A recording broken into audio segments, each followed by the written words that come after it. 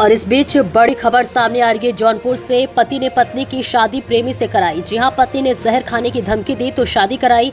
अरविंद बीत की 2023 में रीता से हुई थी शादी। युवती का शादी से पहले युवक से था प्रेम प्रसंग। शादी से पहले प्रेमी सौरभ संग फरार हो चुकी थी।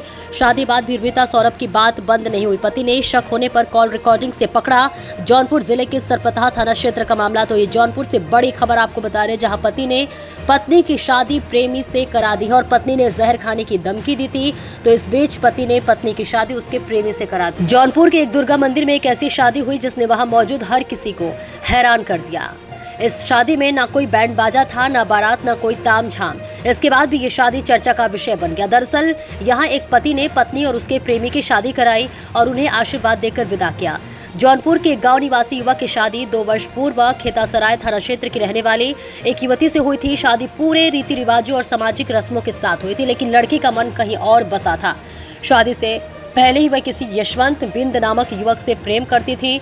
विवाह के बाद वह ससुराल में कुछ ही समय रही और फिर मायके जाने के बहाने अपनी प्रेमी संग फरार हो गई। पत्नी के फरार होने के बाद पति ने सामाजिक अपमान, पारिवारिक दबाव और भावनात्मक चोट के बावजूद संयम नहीं खोया। उसने पत्नी को किसी तरह वापस घर लाया और फिर ये सोचकर कि शायद परिस्थिति सुधर जाए, उसे अपने साथ नोएडा ले गया, वहां जहां वे नौकरी करता था। पर वहां भी स्थिति में सुधार नहीं हुआ। पत्नी बार बार प्रेमी से फोन पर बात करती थी और ससुराल या पति के साथ रहने को लेकर असहमति जताती थी। एक दिन उसने यहां तक कह दिया कि अगर उसे जबरन रोका गया तो वह कुछ भी कर सकती है। ऐसी स्थिति में पति ने एक बड़ा फैसला लिया जिसे जानकर कोई भी चौंक जाए। उसने इस रिश्ते को जबरन खींचने के बजाय उसे सम्मानजनक रूप से देने का निर्णय लिया और पति ने पत्नी से बात की और फिर उसे लेकर जौनपुर आया। दुर्गा मंदिर में उसने पत्नी के प्रेमी यशवंत बिंद को भी बुलाया। वहां तीनों के बीच बातचीत हुई और फिर मंदिर विवाह संपन्न कराया गया। प्रेमी ने पत्नी की मांग में सिंदूर भरा और इस दौरान पति शांत भाव से वहां खड़ा रहा और अंत में दोनों को आशीर्वाद देकर विदाई दी।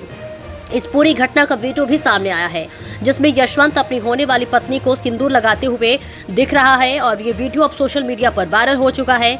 पति ने कहा कि शादी के बाद मुझे लगा था सब ठीक हो जाएगा, लेकिन जब मुझे समझ में आया कि उसका मन किसी और के साथ है तो मैंने वही रास्ता चुना जिसमें सबकी भलाई है। मैं उसे जबरन नहीं रोकना चाहता था, इसलिए प्रेमी को मंदिर बुलाया और उसे विवाह के बंधन में बांध दिया। अब ये दोनों अपनी जिंदगी जैसे चाहे वैसे भी जी सकते हैं। मैं उन्हें शुभकामनाएं देता हूँ।